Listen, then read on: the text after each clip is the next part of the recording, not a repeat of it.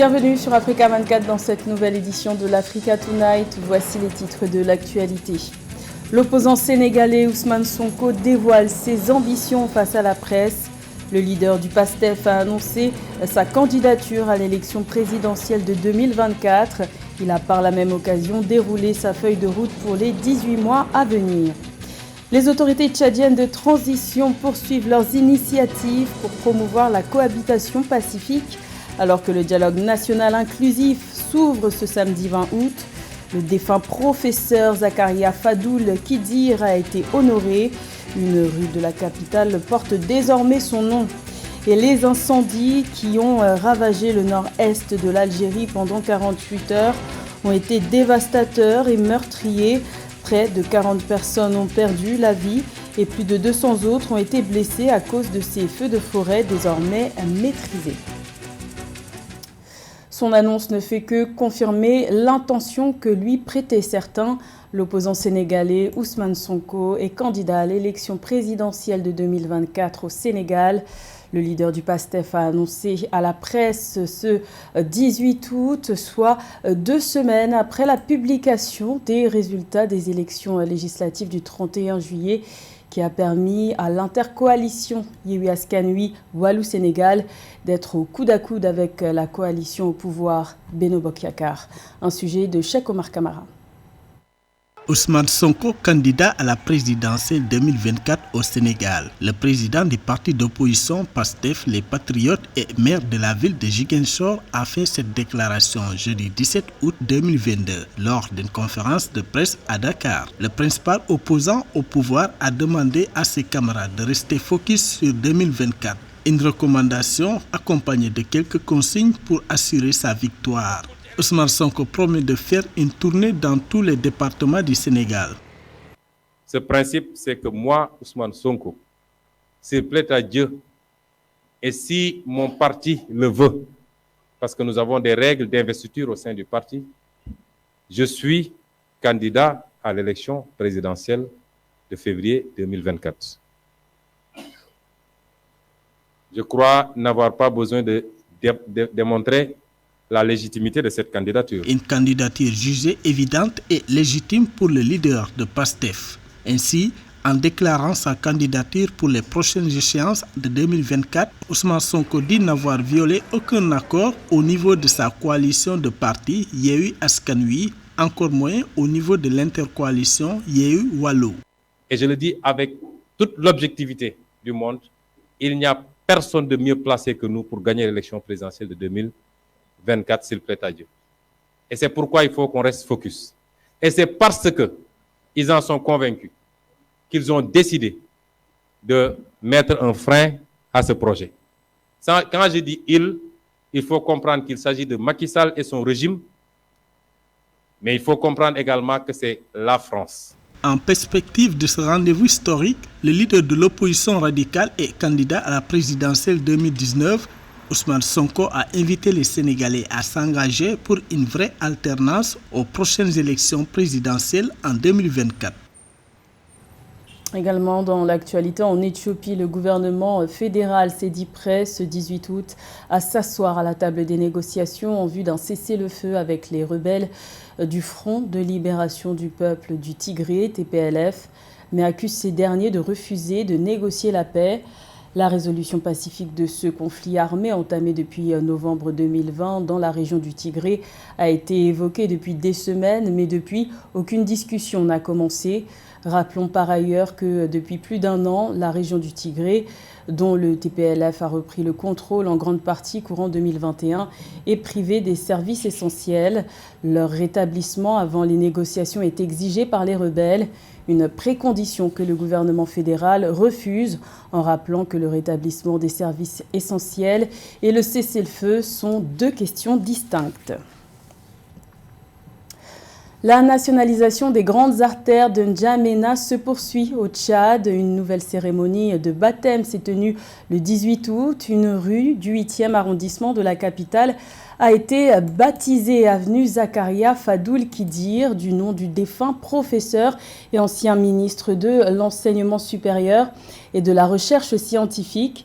Cette initiative entre dans le cadre de la cohabitation pacifique. Reportage de notre correspondant Mahamat Ramadan, commentaire Sévéran Douke.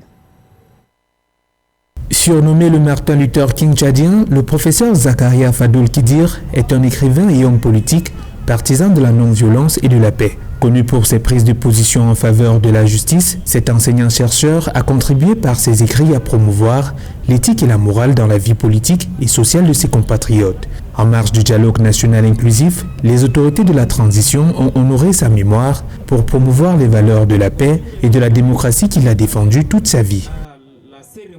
Il était droit, il était un homme extrêmement simple, abordable, large, humain, à un point tel que je dirais peut-être un peu trop intransigeant et peut-être un peu trop exigeant.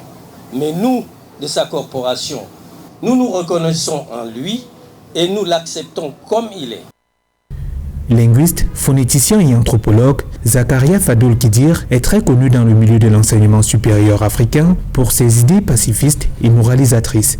Étant témoin des années sombres qu'a traversé son pays, il a toujours lutté contre l'ignorance, la haine et les divisions ethniques. Pour immortaliser ses idées, l'une des grandes artères de la capitale porte désormais son nom. La renommée de Zakaria Fadoul a dépassé les frontières de la République du Tchad.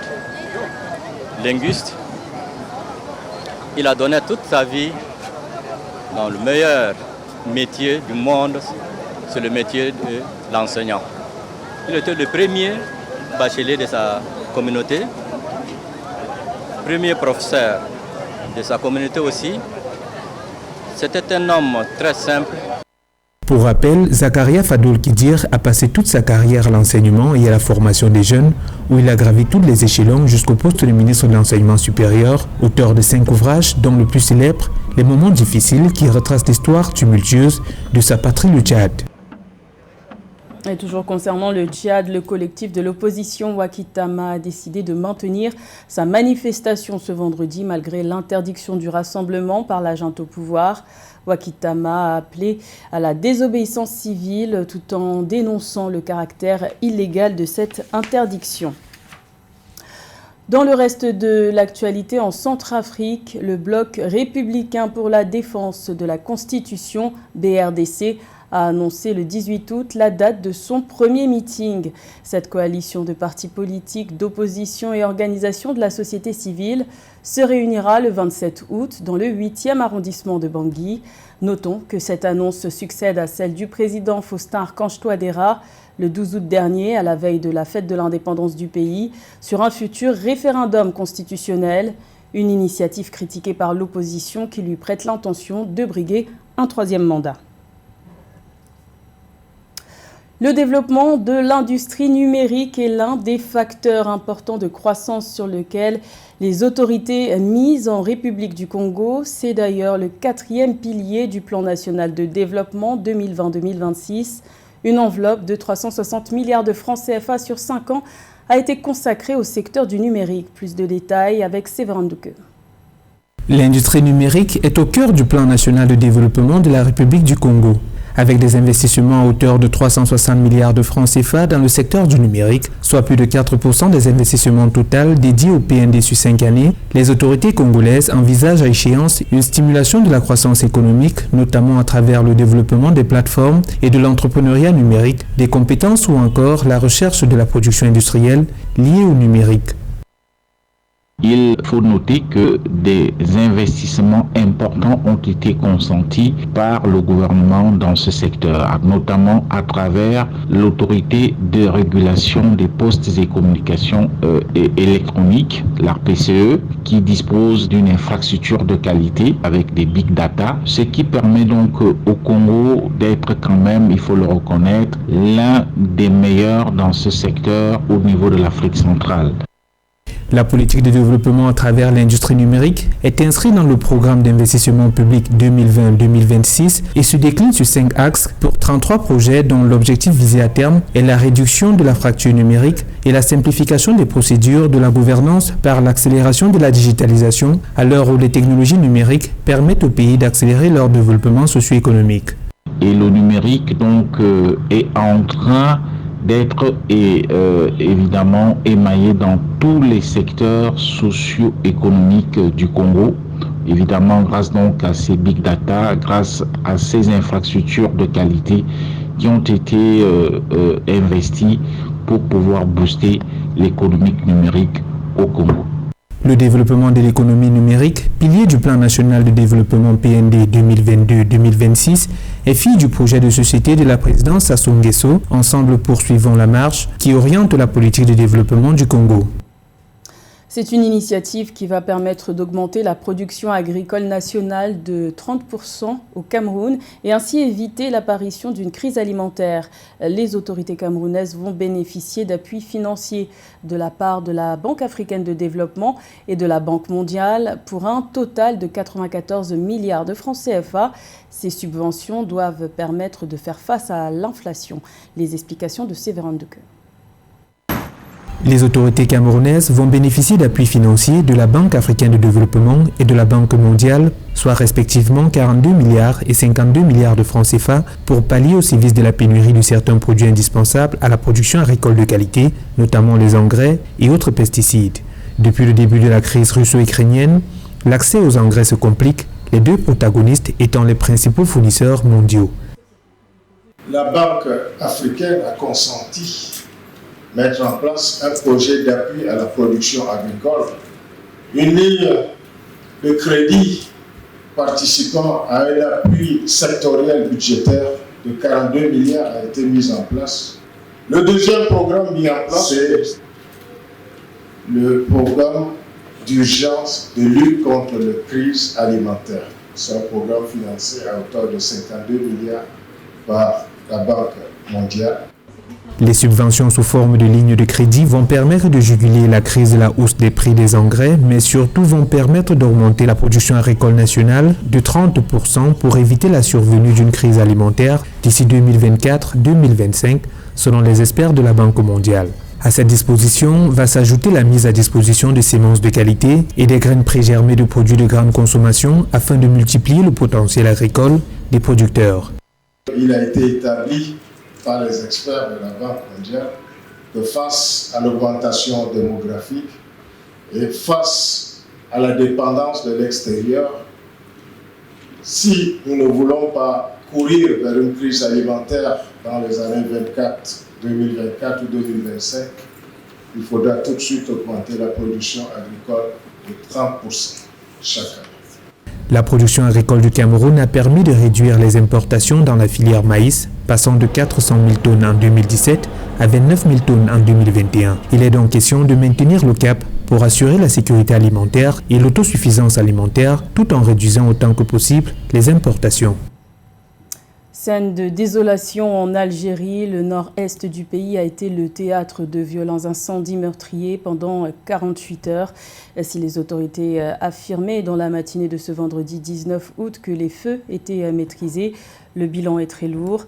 Ces sinistres ont fait au moins 38 morts, dont 10 pompiers et plus de 200 blessés, des chiffres susceptibles d'augmenter. Plus de détails avec Philomène Sine. Les flammes qui ravageaient les forêts de plusieurs wilayas du nord de l'Algérie ont été maîtrisées au petit matin du 19 août 2022 selon la Direction générale de protection civile algérienne. Au moins 37 personnes, dont 11 enfants et 6 femmes, auraient perdu la vie et 235 autres blessés dans les feux de forêt qui ont été déclarés depuis le 14 août 2022, a indiqué ce jeudi 18 août la protection civile algérienne dans un communiqué. Toutefois, les actions de secours sont en cours. 1700 agents, 280 camions anti-incendie et des hélicoptères de l'armée ont été déployés sur le terrain. Le phénomène devient très préoccupant et il coïncide avec un phénomène comparable en Europe du Sud, en France et en Espagne. Et cela attire l'attention sur le sous-équipement de l'Algérie en matière de lutte contre les incendies notamment, parce que les autorités algériennes n'ont pas du tout investi dans ce secteur en raison des choix budgétaires. 118 foyers d'incendie dans 21 wilayas de l'Est de l'Algérie ont été enregistrés. Par ailleurs, un présumé incendiaire a été interpellé et placé en détention provisoire par le juge d'instruction près le tribunal de Souk Ahras. Il est soupçonné d'avoir mis le feu dans une des forêts de la wilaya de Souk Ahra.